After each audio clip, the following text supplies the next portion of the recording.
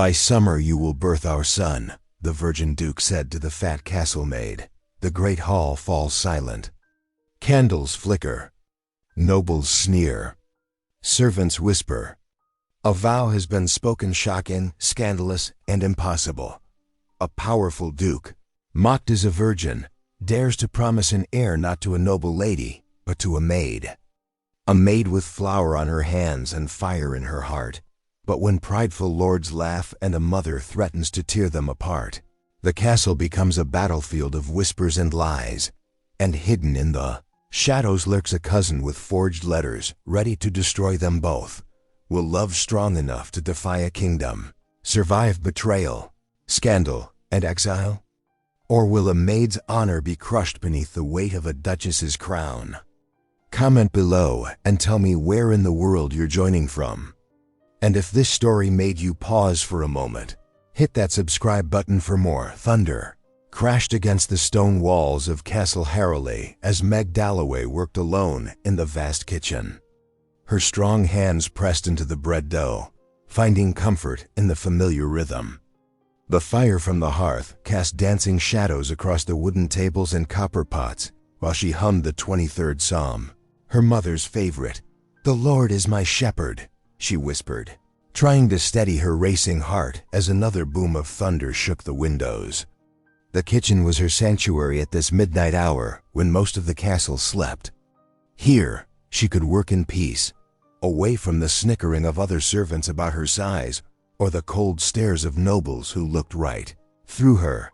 The heavy oak door creaked open, and Meg's hands stilled in the dough.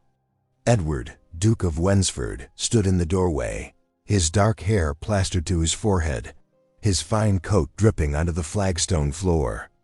Their eyes met across the kitchen, and Meg quickly dropped into a curtsy. "Your Grace, you're soaked through." The words tumbled out before she could stop them.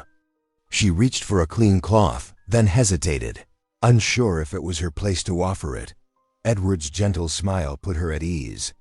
The ramparts needed checking. This storm ... double quotes. He walked closer to the fire, and Meg noticed how his shoulders sagged with exhaustion. "I could hear your singing from the corridor." "A psalm?" Meg blushed, dusting flour from her hands. "Yes, Your Grace. My mother taught me many. Please continue." It was ... comforting. He sank onto a wooden bench near the hearth, closer than any duke should sit to a servant. But something in his eyes spoke of a deeper weariness than just physical tiredness. The castle must feel very empty now. "Your Grace, since your mother's passing," Meg spoke softly, returning to her bread-making but watching him from the corner of her eye. "Empty?" Edward gave a hollow laugh. "It's full of people, courtiers, servants, my cousin Lord Percival, and his endless schemes. Yet somehow ... double quotes, he trailed off, staring into the flames. "Sometimes we can be most alone in a crowd," Meg offered, then bit her lip, wondering if she'd spoken too freely. But Edward's eyes brightened as he looked at her. "Yes, exactly that. How do you understand so well, Mistress Dalloway?" "Meg, Your Grace. Just Meg," she smiled, shaping the dough into loaves. "And perhaps because I watch and listen more than I speak, unlike the chattering nobles who fill my halls with empty flattery." His voice held a note of bitterness that surprised her. "They mean well, I'm sure," Meg said diplomatically, though they both knew it wasn't true. "You're too kind." Edward stood and moved closer, watching her work. "Your hands are so sure, so steady. Everything you do has purpose." The fire crackled, and Meg became acutely aware of how close he stood. She could smell the rain on his coat, mixed with leather and something uniquely him. Her heart fluttered traitorously. "I simply do my duty, Your Grace, while I fail at mine." His voice was barely a whisper. "The council presses me to marry, to secure the succession. They parade eligible ladies before me, each more artificial than the last." Meg's hands trembled slightly as she scored the top of a loaf. "Surely among them you'll find a worthy duchess?" "I already have." The words hung in the air between them. Meg's fingers froze on the bread dough, her pulse racing. Surely he couldn't mean ... Edward stepped closer, his eyes fever bright with exhaustion and something else. By summer you will birth our son, a gasp came from the doorway. Meg's head whipped around to see two scullery maids frozen there, eyes wide with shock. The crash of thunder that followed seemed to break the spell. Your Grace, I ... double quotes Meg started, but Edward had already turned away, striding from the kitchen without another word, leaving only wet footprints on the stone floor. Sleep eluded Meg for what remained of the night. As the first pale light of dawn crept through the windows, she rose to begin her morning duties, her mind still whirling from the Duke's shocking words. But when she entered the servants' hall, the usual morning chatter died away. Heads bent together, whispers following her path across the room. Her stomach clenched as she caught fragments. Double quotes ... the Duke himself ... in the kitchen at midnight ... with ... thy summer, he said ... The scandal had begun, spreading through the castle like wildfire. And Meg knew, with terrible certainty, that her life would never be the same. By midday, whispers had spread like wildfire through Castle Harrowley's grand corridors. Ladies hidden behind painted fans traded knowing looks, while lords cleared their throats and made barely concealed jests. The scandal of the Duke's midnight prophecy to a kitchen maid had reached even the highest circles of the court. In the great hall, the Dowager Duchess Eleanor sat rigid in her carved wooden chair, her fingers drumming against its arms. Tall windows cast bars of autumn light across the stone floor as Edward approached, his footsteps echoing in the vast space. "Mother," he said, bowing slightly. The Dowager's voice cut like ice. "Explain yourself, Edward. The entire castle speaks of nothing but your pronouncement to that serving girl." Edward's face flushed, but he kept his composure. "It was merely a metaphor, Mother. Miss Dalloway's kindness in offering me warm bread and conversation brought me hope during a dark night. Nothing more." Scattered chuckles rippled through the gathered nobles. Lady Pembroke pressed her handkerchief to her mouth, eyes dancing with mirth. "How poetic, Your Grace," she simpered. "Though one wonders what other metaphors you might share in the kitchens after midnight." "Indeed," drawled Lord Ashworth, swirling his wine. "I hadn't thought our Virgin Duke so skilled in ... wordplay." Edward's jaw tightened, but he refused to rise to their bait. The Dowager Duchess waved her hand dismissively. "Very well. See that such metaphorical moments do not occur again. The reputation of Harrowley must be maintained." Meanwhile, in the laundry rooms below stairs, Meg folded linens with trembling hands. Her cheeks burned as she recalled the whispers that had followed her all morning.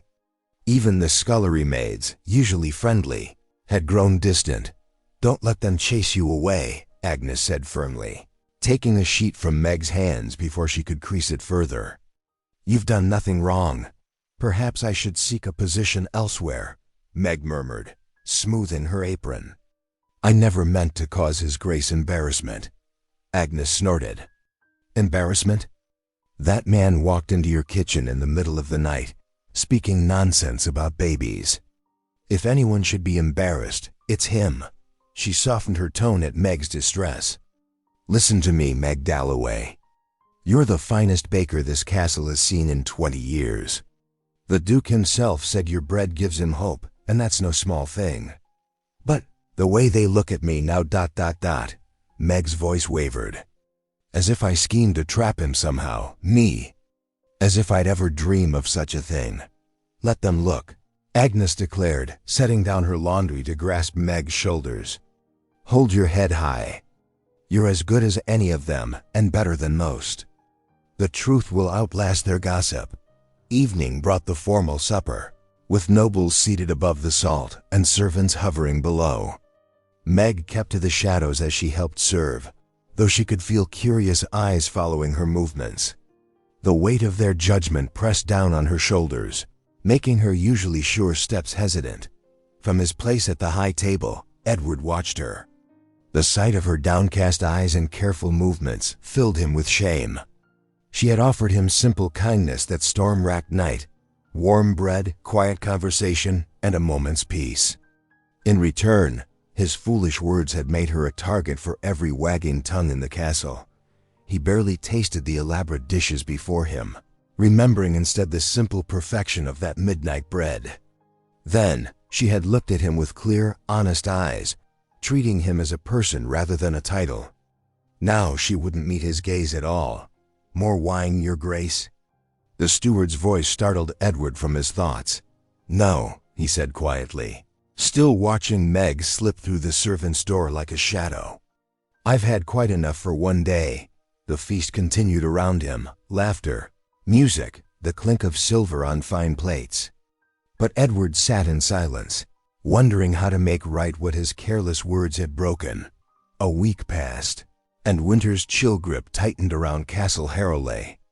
In the council chamber, firelight danced across the oak-paneled walls as 24 of the region's most prominent nobles gathered.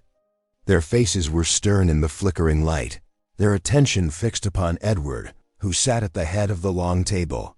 Lord Blackwood, a portly man with graying temples, cleared his throat.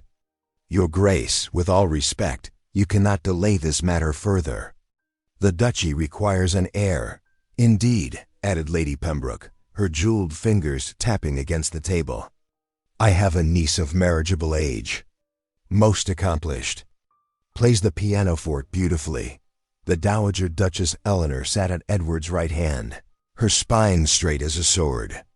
"Several suitable matches have been proposed, Edward. It is time to choose." Edward's fingers tightened around the arm of his chair. The pressure of their expectations weighed heavy on his shoulders, like the ermine-trimmed robes of his station.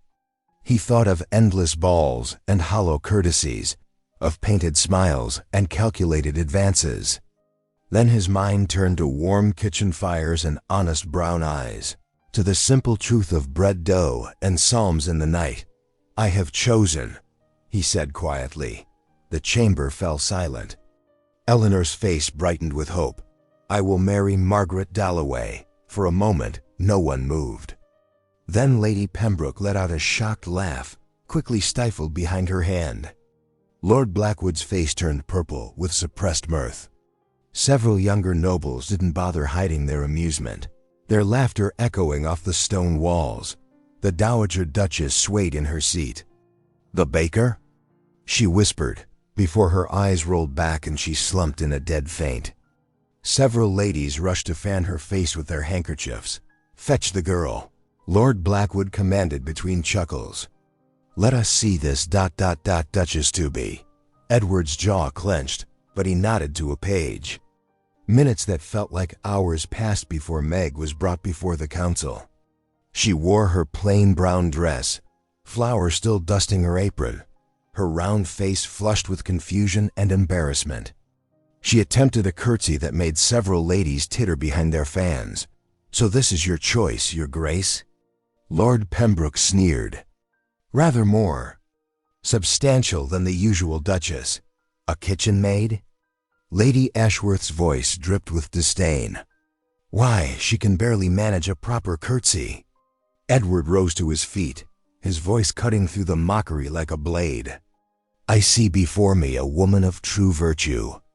While you trade in gossip and schemes, she serves others with kindness.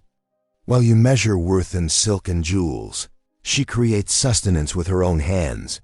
His eyes blazed as he surveyed the chamber. "This house needs more than just an heir. It needs heart. It needs truth. Margaret Dalloway has both in abundance."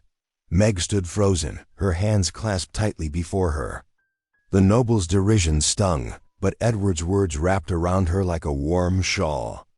Still, she couldn't bring herself to look at him, keeping her eyes fixed on the rushes beneath her feet until she was dismissed. That evening, as Meg prepared for bed in her tiny room in the servants' quarters, a soft knock came at the door. Her heart leaped to her throat when she opened it to find Edward standing there, looking uncertain in the dim corridor. "I must apologize," he said softly, "for subjecting you to such cruelty today. I spoke without consulting you, and that was wrong." Meg remained silent, her emotions warring within her. Anger at being made a spectacle warred with the memory of his passionate defense.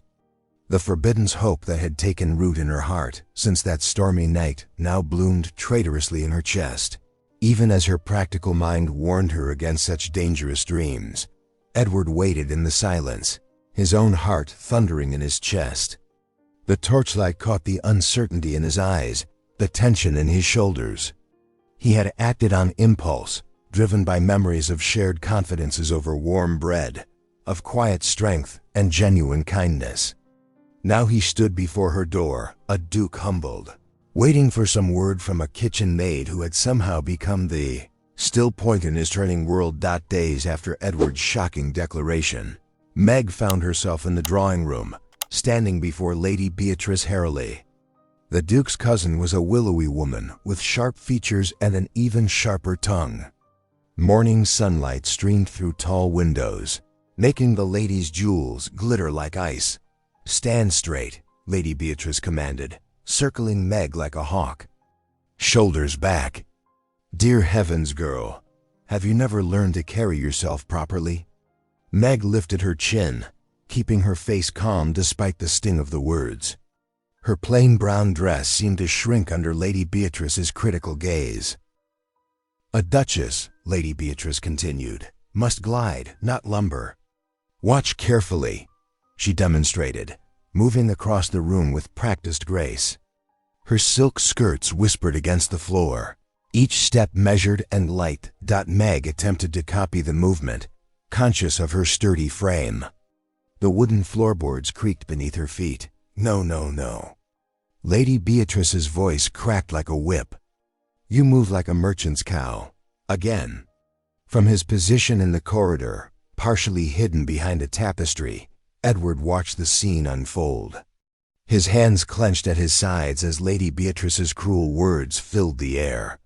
Yet Meg's face remained serene, her patience unwavering as she tried again and again.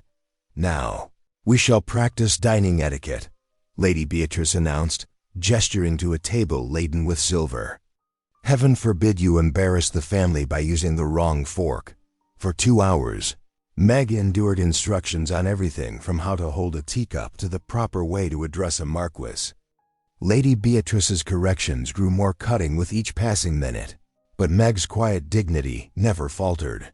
When evening finally drew its purple curtain across the sky, Meg retreated to the small chapel adjacent to the kitchen gardens.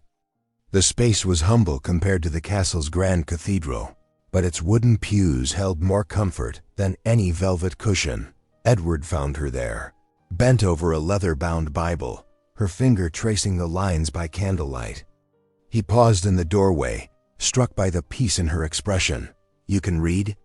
he asked softly, stepping into the warm glow of the candles. Meg startled slightly, but didn't close the book. "Yes, Your Grace. The old chaplain taught me in secret when I was young. He said knowledge of Scripture should not be limited by station." Edward settled onto the pew beside her, careful to maintain a proper distance. Would you share what you were reading?" A gentle smile touched Meg's lips as she began to read from Psalms, her voice clear and steady. "The Lord is my shepherd. I shall not want." The words filled the small chapel, and Edward found himself leaning closer, drawn not just by the familiar verses but by the deep understanding in her voice. They spent the next hour sharing favorite passages, discussing their meanings, and even venturing into poetry when Edward produced a small volume from his coat pocket. "Donne speaks of love divine and earthly," Edward explained, open into a marked page. His words bridged the gap between heaven and heart. Meg's eyes brightened with interest. "I've heard fragments of his verses in the village, but never read them properly." They took turns reading stanzas, their voices mixing in the candlelight. Edward watched as Meg's natural intelligence shone through, her insights both humble and profound. Here was none of the artificial learning of court ladies, but wisdom earned through faith and observation. As the chapel bell tolled the late hour, Meg carefully closed the Bible, her movements reverent. Edward rose to his feet, offering her his hand with newfound respect. "My lady," he whispered, the title genuine rather than mocking. You have more nobility in your heart than any duchess I have ever met. A faint blush colored Meg's cheeks as she accepted his help to stand. For a moment, their hands remained joined, warm and steady in the candlelight, before propriety demanded they part. The simple chapel, with its wooden beams and flickering shadows, had witnessed something rare and precious. Two souls meeting in perfect understanding, far from the glitter and prejudice of the great hall above. The great hall of Castle Harrowly bustled with preparations for the midsummer feast. Servants scurried about hanging garlands of fresh flowers, while the air grew thick with the scent of roasting meats and sweet pastries from the kitchen below. Meg's arms ached from 3 days of endless kneading, stirring, and rolling out dough for the elaborate celebration. They say half the nobility of the county will be here, Agnes whispered as they polished silver together. And you should see the gowns being pressed. Silks and velvets fit for a queen. Meg nodded, trying to ignore the knot in her stomach. She had hoped, after weeks of lessons with Lady Beatrice, she might attend as a proper guest. But that morning, the Dowager Duchess had summoned her. You will serve at table, the elderly woman had declared, thin lips curved in satisfaction. In proper livery, of course. We must not forget your station. Now as evening approached, Meg stood before her small mirror, fingers trembling as she smoothed the servant's uniform. The coarse black wool felt like a mockery after all those hours practicing courtly manners. Hold your head high, Agnes urged, adjusting Meg's white cap. You have nothing to be ashamed of. The great hall glowed with hundreds of beeswax candles as nobles filled the long tables. Meg moved carefully between them, bearing heavy platters of glazed peacock and sugared fruits. She felt their stares, heard their whispers behind jeweled hands. The Duke's kitchen bride ... Imagine. A common servant ... What can he be thinking? Edward sat at the high table, resplendent in midnight blue velvet. His eyes followed Meg's movements, darkening each time he saw another smirk or heard another snide comment. When the musicians began to play, he rose suddenly to his feet. The hall fell silent as he strode purposefully toward where Meg stood with a wine pitcher. She froze as he approached, heart thundering against her ribs. "My lady," Edward said clearly, holding out his hand. "Will you honor me with this dance?" Gasps rippled through the crowd. The Dowager Duchess's face turned purple with rage. But Meg could only see Edward's gentle eyes, his outstretched hand waiting for hers. Slowly, she set down the pitcher. Her fingers trembled as they met his, but his grip was warm and steady. He led her to the center of the hall, where other couples had been preparing to dance. "I cannot dance well, Your Grace," Meg whispered, conscious of every eye upon them. "Then I shall lead," he murmured back. "Trust me." The music swelled, and Edward guided her through the steps she had practiced so painfully with Lady Beatrice. Some nobles tittered behind their fans, but others watched with softening expressions as Meg moved with simple dignity beside her duke. "Let them stare," Edward said, loud enough for nearby dancers to hear. "I choose you, Margaret Dalloway, as my bride. Not for your title or your fortune, but for the nobility of your heart." Meg's chest tightened at his words. The room seemed to spin around them as they turned, the candlelight blurring into stars. When the dance ended, she curtsied deeply, cheeks flushed. "Excuse me, Your Grace," she managed to whisper. Before fleeing to the familiar safety of the kitchen, Agnes found her there, leaning against the great hearth where so recently she had first met Edward on that stormy night. Her friend pressed a cup of watered wine into her trembling hands. "Did you see their faces?" Agnes asked excitedly. Half the ladies looked ready to swoon from shock. But Meg barely heard her. She touched her hand where Edward had held it, remembering the warmth of his grip, the certainty in his voice as he claimed her before all. "Agnes," she whispered, her voice catching. "Oh, Agnes." "My heart has begun to believe." The kitchen maid squeezed her shoulder in understanding as tears of joy and fear mingled on Meg's cheeks. Above them, the music played on, and the feast continued. But in that quiet moment by the hearth, Meg felt her world shifting like the tide, drawing her toward a future she had never dared to dream possible. Lord Percival Harrowly paced his dimly lit chambers, his fine boots wearing paths in the expensive carpet. A cruel smile played across his handsome features as he watched the scribe hunched over parchment, carefully mimicking Meg's untutored hand. "Make certain the letters seem genuine," Percival instructed, dropping another gold coin onto the table. "Our little kitchen maid's reputation must be thoroughly ruined." The scribe nodded, dipping his quill once more. "Yes, my lord."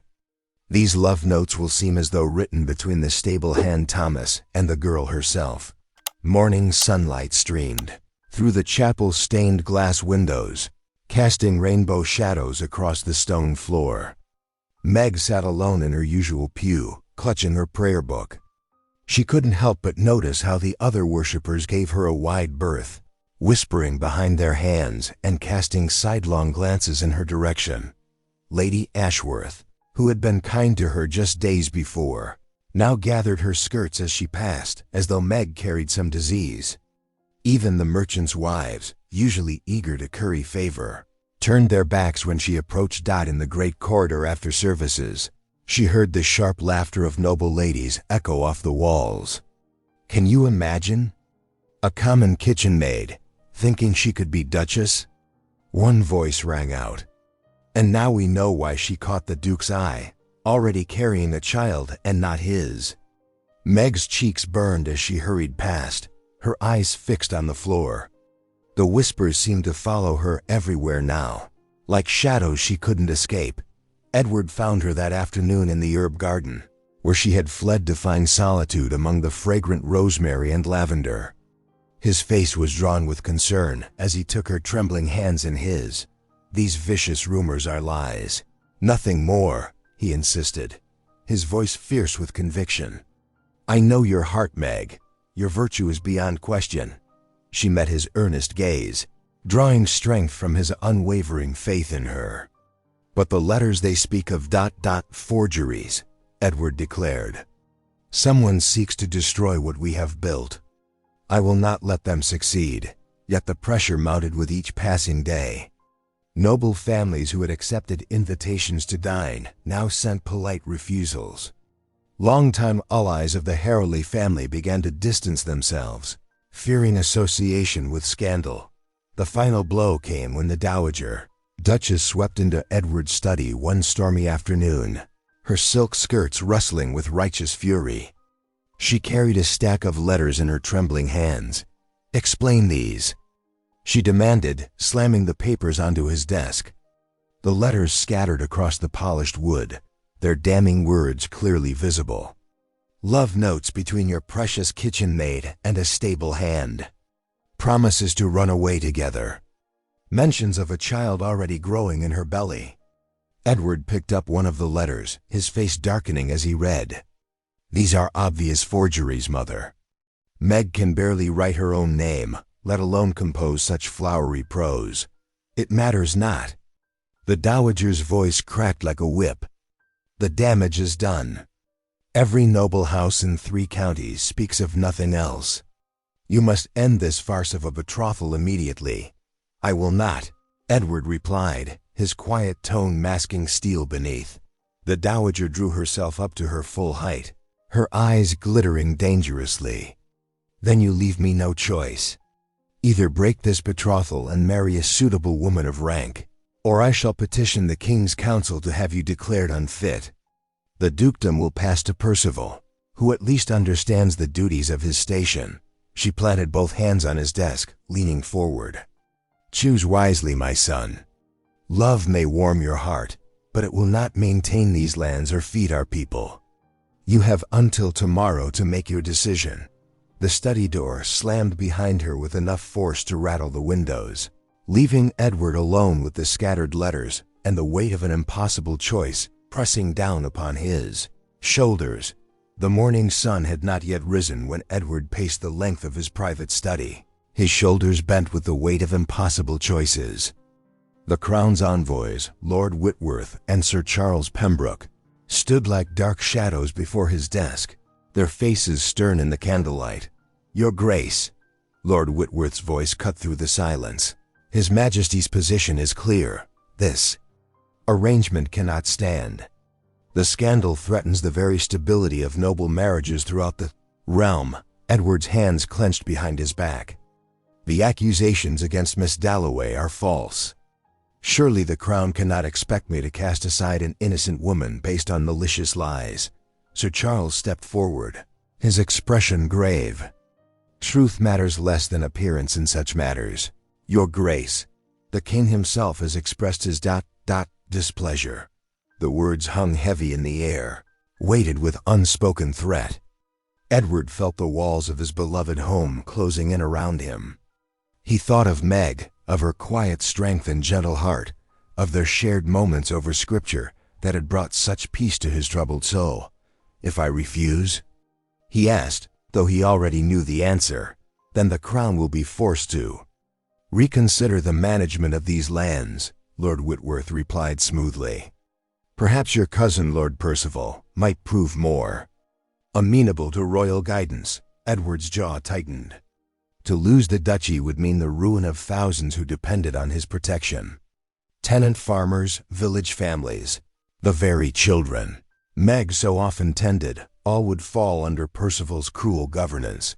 The gray light of dawn was just beginning to creep through the windows when Edward made his way to the servants' quarters. Each step felt like lead in his boots. Meg stood waiting, her few belongings already packed in a small cloth bundle.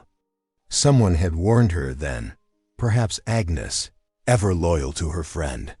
"Meg," he whispered, his voice rough with emotion. "I would give anything ... She raised her hand, stopping his words. "Your Grace need not explain." Her voice was steady, though her eyes shimmered with unshed tears. "I understand duty better than most." "The accusations are false," Edward insisted, stepping closer. "I will find a way to prove it. To restore your honor. I swear it by all I hold sacred." Meg smiled then, a small brave thing that broke his heart anew.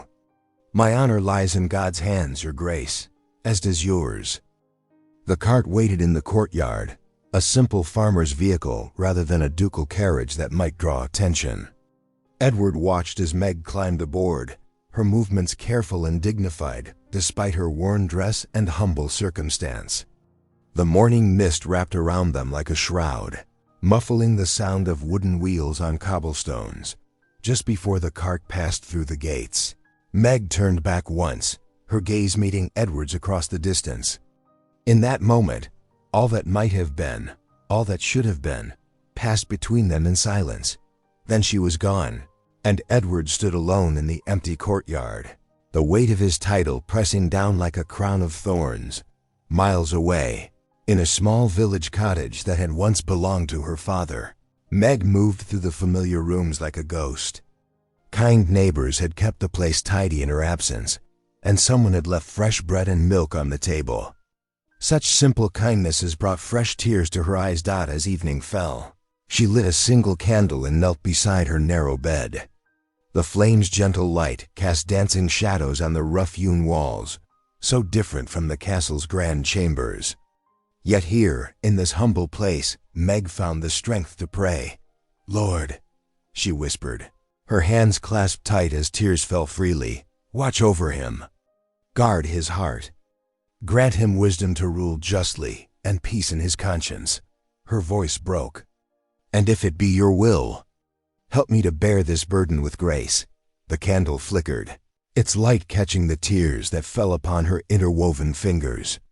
Outside, a gentle rain began to fall, as if the very heavens wept with her. Still, Meg remained kneeling, her prayers rising like incense in the darkness, carrying her love and her pain upward to the one who held all hearts in his hands. The late summer sun cast long shadows across the village green as Meg made her way from cottage to cottage, her apron pockets filled with dried herbs and clean cloths. 2 weeks had passed since the fever first appeared, spreading through the village like wildfire through dry grass.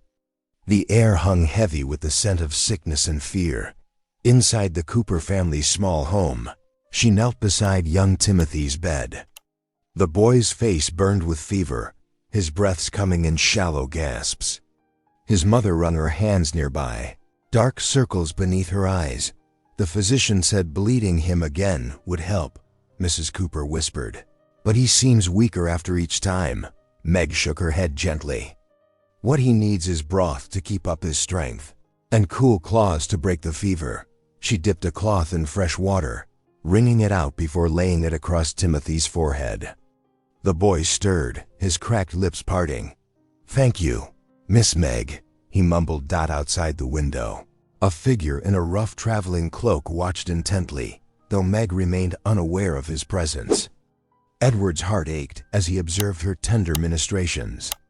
He had traded his fine clothes for those of a common traveler, determined to see how she fared after these weeks of separation. Through the day, he followed at a distance as Meg moved from house to house. At the baker's home, she spooned honey water between the lips of his feverish wife. In the blacksmith's cottage, she showed his daughter how to make willow bark tea for the aches. Each time, Dr. Fielding arrived after her, insisting on his bleedings and purgatives, looking down his nose at Meg's simple remedies. "These folk need proper medical treatment," the physician declared pompously as he passed her on the village path. Not a dismissed kitchen maid's coddling. Meg only smiled. God's mercy works through many hands. Dr. Fielding, even humble ones. Edward watched as she gathered the village children who were well enough to help, teaching them to fetch water and cool cloths for their sick families. Their small faces grew serious with purpose as she explained how to check for fever and when to call for help, like little angels. "You are," she told them, "bringing comfort to those who suffer." As evening approached, Meg's steps grew weary, but she pressed on. Edward had seen her tend to 20 households since dawn, never stopping to rest. His admiration grew with each act of kindness he witnessed. This was the woman the court had mocked and rejected, yet here she served with a grace that put noble ladies to shame. The sun was setting when Meg began preparing a large pot of healing broth in her cottage kitchen. Through her window, Edward could see her chopping vegetables, adding herbs, stirring the pot with practiced care.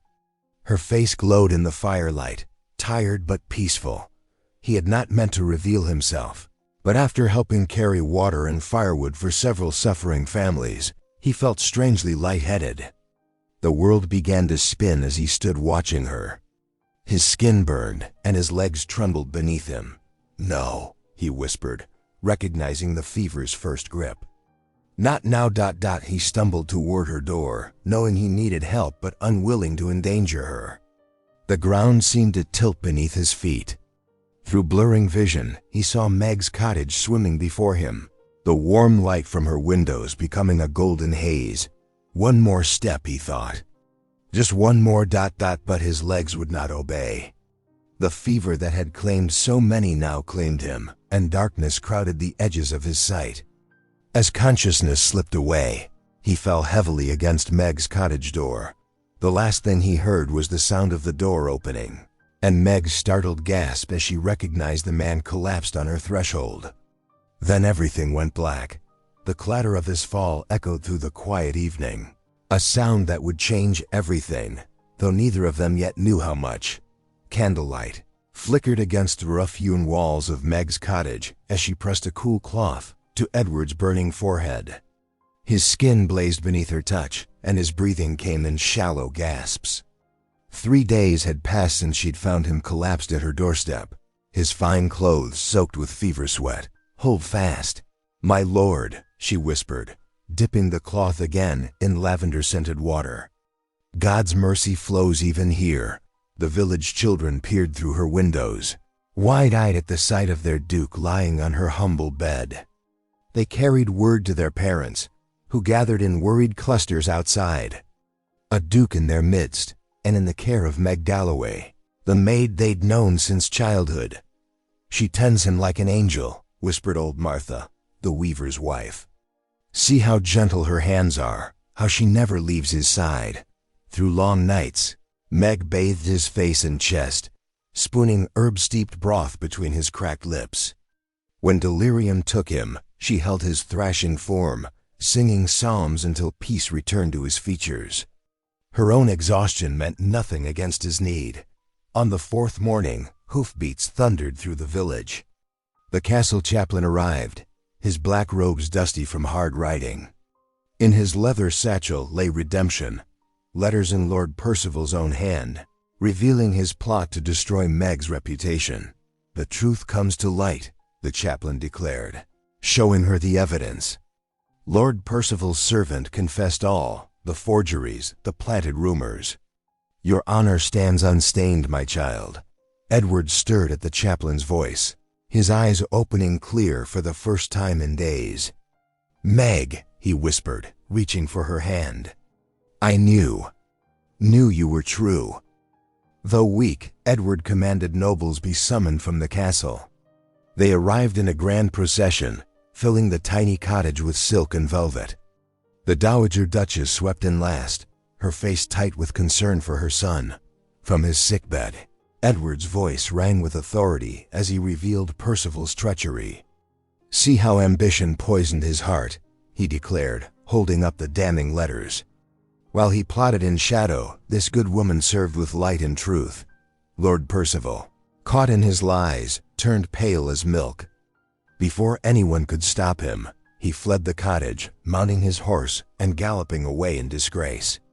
The assembled nobles muttered and shook their heads, shamefaced at how they'd treated Megdat as summer winds stirred the cottage curtains.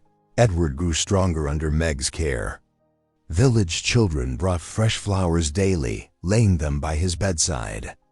They no longer whispered about the common maid who dared love a duke. Instead, they spoke of the gentle heart that had saved their lord's life. 1 week later, Edward insisted on being helped to the village church. Leaning on Meg's arm, he walked slowly down the narrow aisle. Sunlight streamed through high windows, touching both noble and common folk who filled the pews. Before the altar, Edward turned to face them all. Though his face was still pale, his voice rang clear as a bell. "In this holy place, I take Margaret Dalloway's hand," he declared. "Not only as my chosen bride, but as the woman whose love and mercy have preserved my very life." Meg's heart swelled as Edward's fingers twined with hers. She saw tears glisten in the Dowager Duchess's eyes, not tears of anger now, but of understanding. The proud woman rose from her pew, approaching with measured steps. "My son speaks truth," the Duchess said, her voice thick with emotion. "I see now what he saw. Nobility lives not in titles, but in the heart's quiet service." She took Meg's free hand between her own. "Welcome, my daughter. Our house will be blessed by your presence." The village children pressed forward, strewing wild summer flowers at their feet. Noble and common alike stood together in the church, witness to love's power to heal all divisions. The summer morning dawned clear and bright as Castle Harrowl's chapel bells pealed across the countryside. Their joyous sound echoed through stone corridors and drifted over village rooftops, calling all to witness a marriage unlike any in the duchy's history. Inside the chapel, sunlight streamed through stained glass windows, casting rainbow patterns across the assembled crowd. Nobles in their finest silks sat shoulder to shoulder with villagers in their Sunday best. Children perched on parents' laps, craning their necks to see. The air hummed with excitement and the sweet scent of summer flowers that adorned every surface. Edward stood before the altar in deep blue velvet, his face glowing with health restored. When the chapel doors opened to reveal Meg, a collective breath of wonder filled the sacred space. She wore a gown of cream silk, simple yet elegant, her dark hair crowned with white roses.